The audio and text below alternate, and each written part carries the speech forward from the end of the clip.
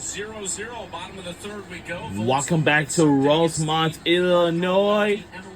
We have one of our softball players that's going to interview on the field on ESPN2. Her name is Erin Coffen. That she's getting ready to interview on ESPN2 on TV for tonight's game, during Bandits versus Wolves softball game. So let's listen in. I just went and played some more softball on Team USA. So not much of a break, but my second week I got to go home and be with family for a little bit. So that was really rewarding and good to see them. I haven't been home in like 6 months or so. So it was really good to see them. Deja Mulipola leading off the inning, 8-9-1 for the Volts here in the third. Erin, when you think how you're performing this season compared to last season, I know you and I talked a little bit about this in Louisiana, but for people who don't know, what do you feel like has been the biggest difference maker for you this season compared to last pro season? Yeah, I mean, last year I came off my senior season going into my rookie season, so I was on probably month 5 or 6 of playing softball, so I was pretty worn out, but I mean, everybody's in the same boat that's coming off college. I just think I didn't prepare myself well enough mentally. I think I just let my mind get to me, and I didn't talk very nicely to myself most of the time, so I think this year it's just a lot different. Base hit for Deja Mulipola to lead off the inning. That'll bring up Sierra Briggs, the center fielder from LSU. This year you spent at Florida as a graduate manager. What was that experience like? It was absolutely awesome. I can't tell you how much I learned from Coach Walton and Coach Thomas. Yeah, it was spectacular. I got to do defense with them a lot, so I think I improved really well defensively and became more versatile. Did you have any background with Keegan Rothrock, 2 Gatorade Player of the Years out of Indiana? Was there any familiarity there? No, not. I mean, I knew of her obviously because she was the big name in Indiana outside of like me and a few others. So obviously I knew of her, but I never faced her. Into left field, a base hit for Briggs. Back-to-back singles to start the third. Yeah, okay. Chance here for Danica Coffey.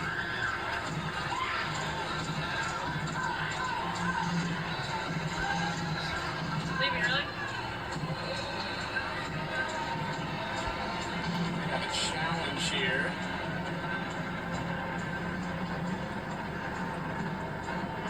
Back to Erin in just a moment.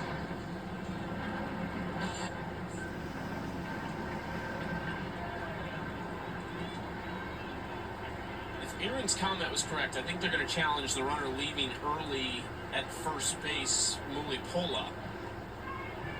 Our first one in the second half didn't take long. Unfortunately, 2025 will not be remembered for the year that the umpire Mike just crushed it for the entire year. Between the college season and the pro season at Chucky, it's been a little bit of a struggle. It's an epidemic. It worked so well for a couple of years, and we got a little spoiled because it's nice when we can hear them. And then now we're back to the old days where it's kind of hit or miss. But yeah, I have a feeling they're looking at if she left early, and that was pretty close there at first base. Let's see. She's off. Yeah, great. I mean, sometimes as a fan of softball, reviewing this runner leaving early has been the bane of my existence, but when it's for real like this, that you really see her leave early or not, just doing it just to try something, throw a Hail Mary, I mean, it is a great get by the Bandits dugout because she's going to be called out. And with a couple of hits in the bottom of the order, going to pull that momentum right back and get an out right here.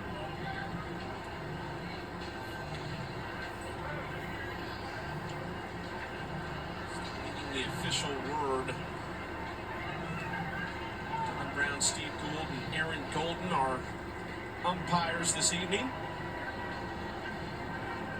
Their communication system might be having issues as well. They're trying to speak to each other on. Could be. Do this the old-fashioned way. You have to walk over and say it face to face. Looking at the count, making sure that we get the count right, because she's going to be called out for leaving early.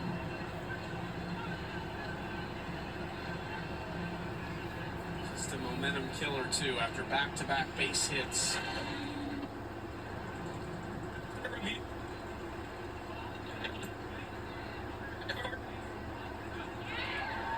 Well, you can see the motion. You might not hear it, but the call changed. Deja Mulipola called for leading early over at first base. That'll be the first out of the inning.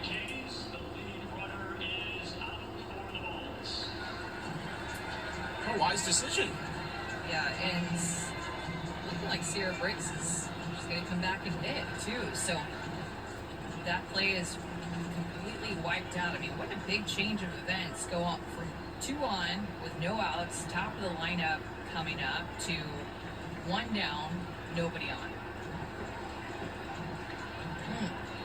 I think Emily Kennedy there was actually trying to confirm the count with our home plate umpire Don Brown, and also relaying that to the team. So it looks like a 2-2 count is what it's going to be. Just getting everything sorted right now. Briggs trying to get dressed back up for a plate appearance. So Briggs will be back up, and it's a expandable lineup where there's 3 lefties in a row with Briggs,